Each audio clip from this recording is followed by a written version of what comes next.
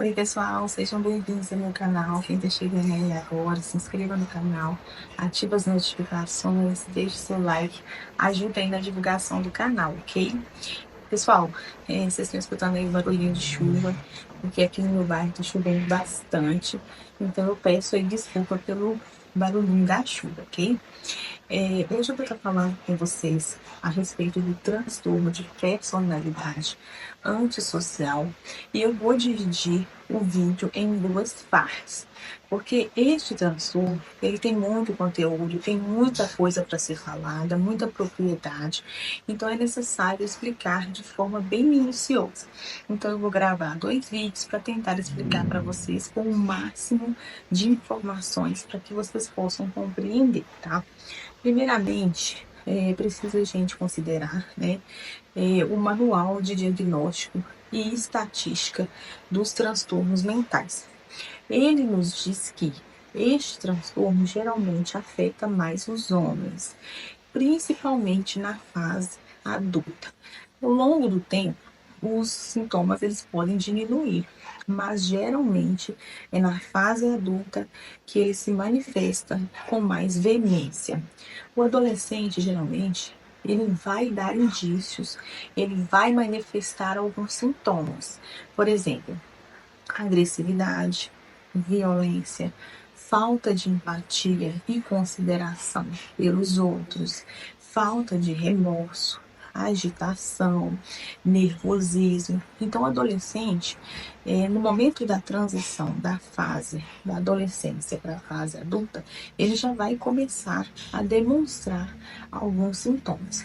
E é importante a gente também levar em consideração, né, que este transtorno ele só pode ser diagnosticado quando a pessoa atinge os seus 18 anos. Ou seja, a partir dos 18 anos é que a pessoa pode receber o diagnóstico.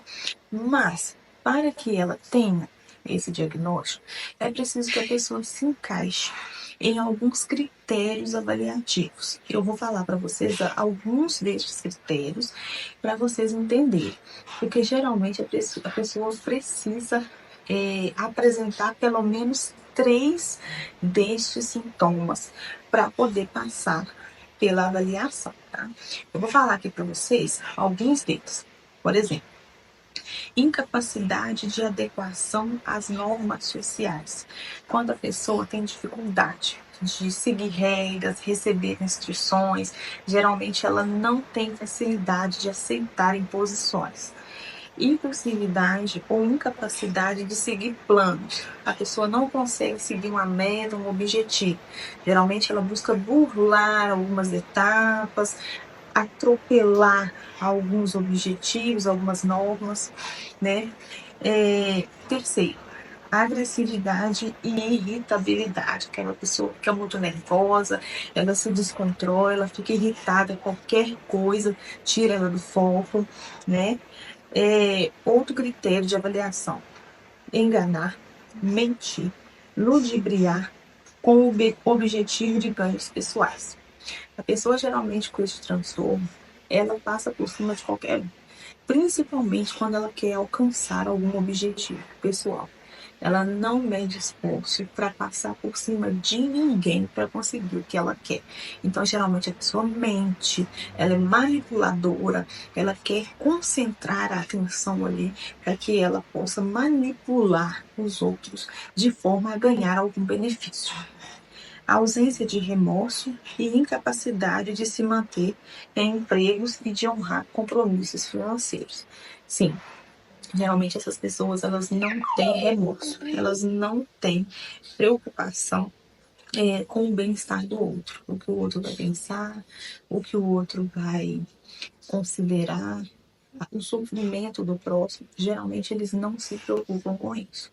Então, pessoal, é preciso a gente analisar que a pessoa com esse transtorno ela tem sintomas muito característicos e dificilmente existe uma cura para este transtorno. Porque nós estamos falando aqui de uma questão biológica, de uma questão genética.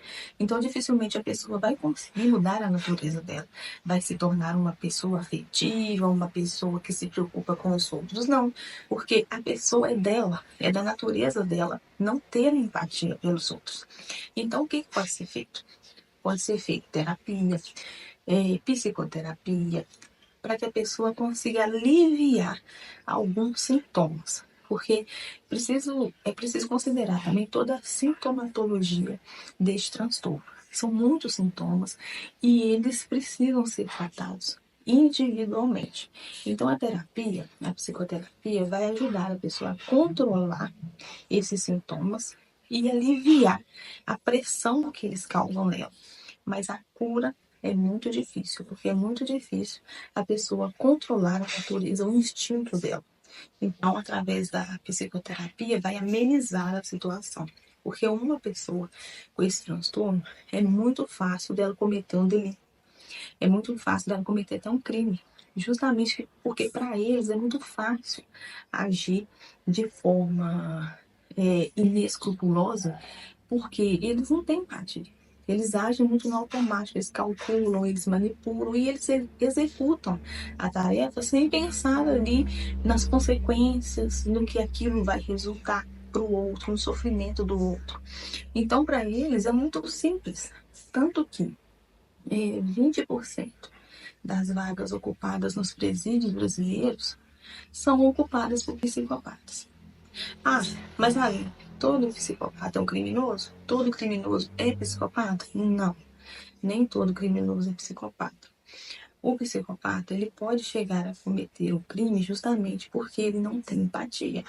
Justamente porque para ele é uma tarefa mais simples, uma vez que ele só pensa no seu bem-estar particular. Então, acaba sendo um facilitador para eles cometerem um crime.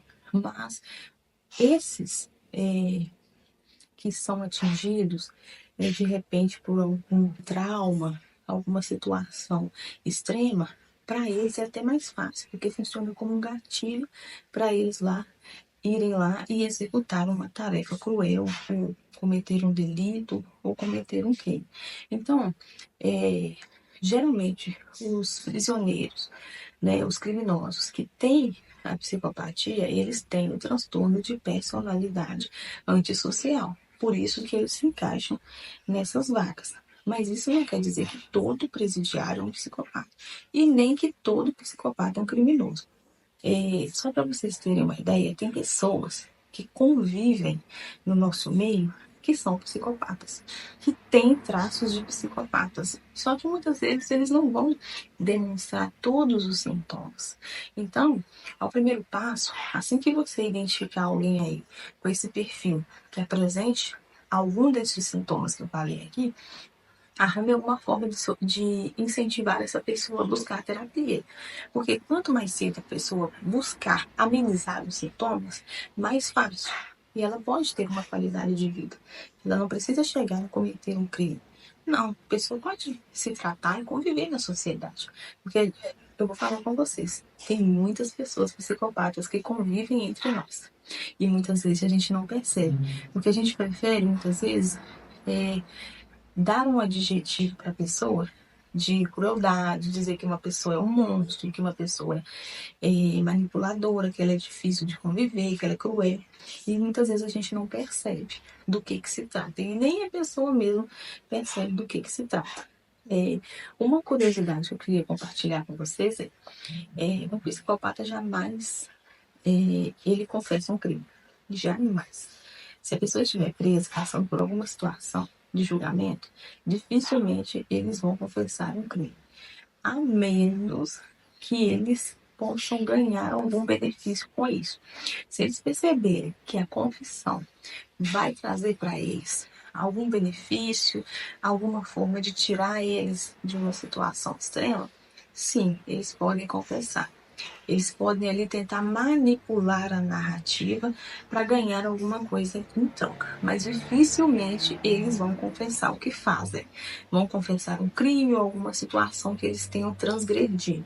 Uma pessoa psicopata, geralmente, ela é mentirosa, porque ela não assume o que ela faz, justamente porque ela quer ali, ó, controlar todo mundo, estar por cima da situação, para que não seja prejudicada, para que sempre saia por cima na situação.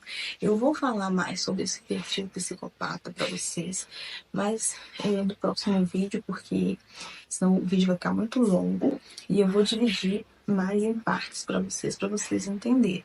Então, pessoal, é preciso observar, viu, esse transtorno de personalidade antissocial, observar esses sintomas, observar se a pessoa precisa de tratamento e indicar, porque quanto mais cedo tratar, mais fácil é para essa pessoa conviver, socializar e ter uma vida com qualidade, ter uma vida normal. Porque não podemos também excluir as pessoas. Aqui nós estamos falando de uma questão biológica, de uma questão genética, da natureza da pessoa, como eu falei com vocês. Então a pessoa dificilmente ela vai mudar essa frieza, essa forma de calcular as coisas, de contornar a situação, de manipular, dificilmente a pessoa vai mudar isso, porque está na personalidade dela. Então a gente precisa buscar entender, precisa buscar ajudar e propor intervenções e tratamentos, tá bom? Então é isso, pessoal.